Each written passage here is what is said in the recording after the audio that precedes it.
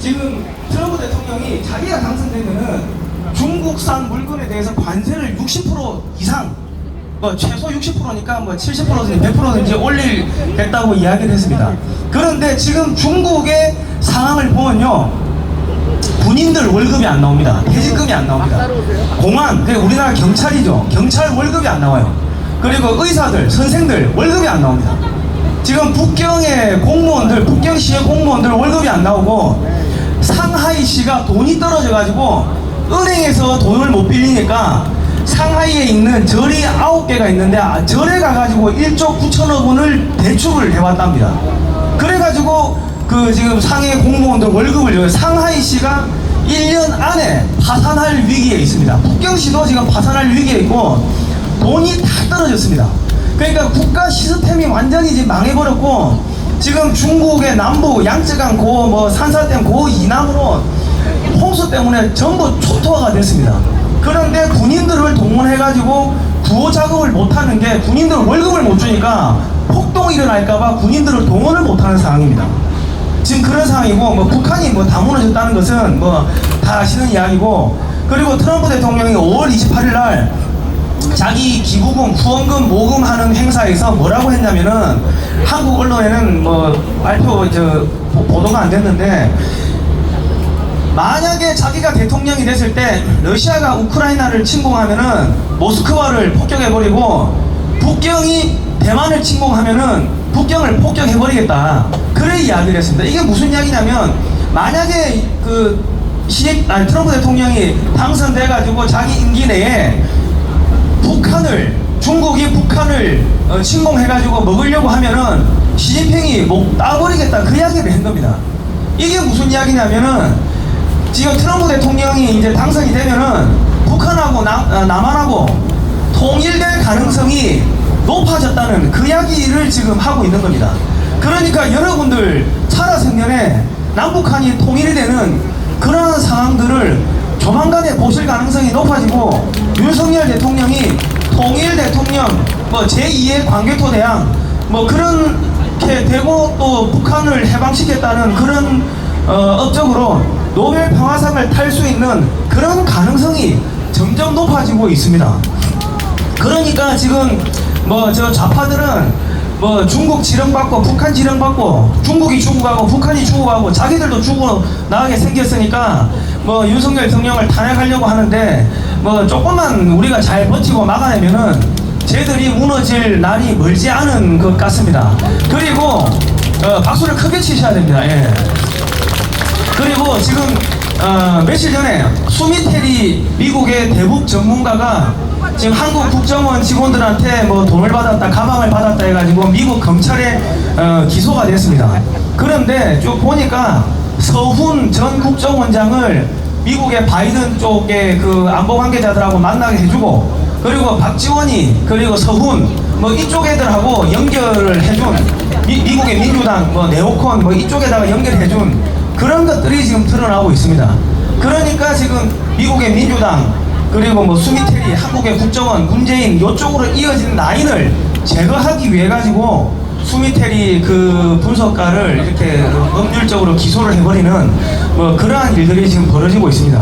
얼마 전에 DNI 국장이 왔다 갔습니다. DNI라고 하면은 미국의 16개 정보기관에 올라오는 정보를 모두 수집해서 매일매일 대통령한테 보고하는 그러한 바쁜 사람인데, 그 사람이 여기 와가지고 DMZ도 구경하러 왔겠습니까? 아니겠죠. 지금 한국의 국정원 안에서 이상한 일이 벌어지고 있다고 윤석열 대통령한테 이야기해주러 왔다 갔고, 얼마 있다가 한국 언론에 국정원 안에 중국 간첩이 있어가지고 중국에 나가 있는 우리 블랙 요원들 명단을 중국에 넘기고 북한에 넘겼다는 기사가 터졌습니다. 그거 터지고 나가지고 얼마 있다가 수미테리 사건이 터졌습니다. 그러니까 지금 미국에서는 한국의 국정원 안에 있는 문재인 때 심은 사람들 전부 제거하라, 그런 이야기를 윤석열 대통령한테 지금 해주고 있는 겁니다. 그러니까 전체적으로 문재인 때 이 심어놨던 그러한 대못들이 하나하나 이제 빠질 조짐들이 지금 보이고 있습니다. 그러니까 지금 대한민국이 여기서 조금 올라갈 수도 있고 또 내려갈 수도 있는데 제가 볼 때는 올라갈 가능성이 한 70~80% 이상 됩니다.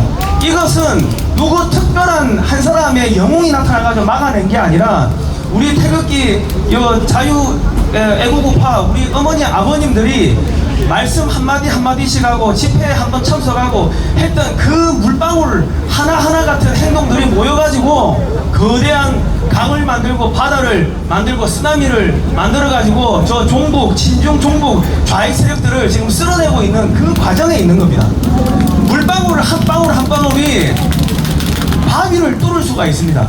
그런데 우리 태극기 애국 세력들의 목소리가 지난 7~8년 동안 별 볼 일 없다고 묻혀버린 줄 알았는데 그런 것들이 누적이 되고 누적이 돼가지고 거대한 쓰나미가 돼가지고 이 적폐 세력들을 쓸어내고 있는 겁니다. 이제 거의 다 왔습니다. 북한이 대한민국에 이 통합이 되면은 북한 내부에 있는 그런 비밀 정보들이 전부 드러나게 될 겁니다. 그러면 남한에 있는 간첩 명단도 다 드러나게 되겠죠. 그러면 이제 무작위로 잡아들이게 될 거고 한미연합군이 북한으로 올라가게 되면은 대한민국은 전체가 이제 전시계엄 상태로 들어가게 됩니다. 전시계엄 상태에서는요, 이 스파이, 간첩은요, 군사재판에 회부가 됩니다. 그런데 군사재판도 1심, 2심, 3심이 아니고 단심으로 끝납니다. 너 간첩 땅땅땅 하면은 그거 잡혀가는 겁니다. 앞으로 그런 일들이 벌어질 수 있는 그 시간이 다 됐습니다. 그리고 지금 마지막으로 얘들이 발악을 하는 게 뭐냐면 목요일날, 엊그제 목요일날 대법원 김선수, 김명수보다 더 사악한 민변 출신의 회장, 민변 회장 출신의 김선수 대법관이 동성애 결혼을 합법화하고 인정해주는 판결을 내렸습니다. 그러니까 그 의료보험공단의 그 내용, 그 규정을 보면은 동성애자들한테 그 피부양자 등록을 해주지 말라는 그런 조항이 없기 때문에 동성애자들도 피부양가족 등록을 해줘야 된다. 그렇게 했습니다. 그런데 이것은 대한민국 헌법 36조 1항에 보면요, 대한민국의 결혼생활과 가정생활은 양성평등, 남자 여자 평등을 기본 질서로 하고 정부는 이를 보장해야 된다, 이렇게 되어 있습니다. 그러니까 동성 간의 결혼은 인정이 안 되고 정부가 동성 간의 결혼에 의해 가지고 그 동성 그 가족들을 의료보험 대상자로 올려줄 필요가 없는 겁니다. 이거는 위헌입니다. 그러니까 지금 대한민국에서 이자들이 동성애 결혼을 합법화 시키려고 하는데요, 동성애 결혼이 합법화되고 민주당에서 추진하는 차별금지법이 통과가 되면은 동성애가 안 됩니다 하고 이야기하는 그 소동과 고모나 설교 우리 목사님들 전부 잡혀가고요, 대한민국 교회가 문을 닫게 되고 성경책은 불온서적이 돼가지고 판매가 금지가 되고 남자가 여탕을 가도 처벌을 못합니다. 신고한 사람이 처벌받게 되고 그렇게 됩니다. 내가 남자인데 여자라고 주장하면은 여자가 되는 겁니다. 그리고 여탕을 가면은, 여자 화장실을 가면은 신고를 하는 사람이 처벌받게 되는 게 그게 포괄적 차별금지법이고 동성결혼이 합법화되면 나타나는 겁니다. 지금 독일에서는요, 내가 올해는 남자인데 내년 되면은 여자로 바꿀 수 있게끔 그렇게 법을 바꿔버렸습니다. 그러니까 망하는 겁니다. 그러니까 우리가 저 종북 주사파들 저것도 막아내야 되고 이 동성결혼 합법화하는 것도 이것도 막아내야 됩니다. 위헌 제청 신청도 하고 또 애국 세력들이 들고 일어나고 기독교 세력들이 들고 일어나가지고 저 사악한 집단 사탄의 무리들을 마지막으로 쓸어내야 될 것입니다. 저는 오늘 여기까지 하겠습니다. 고생하셨습니다.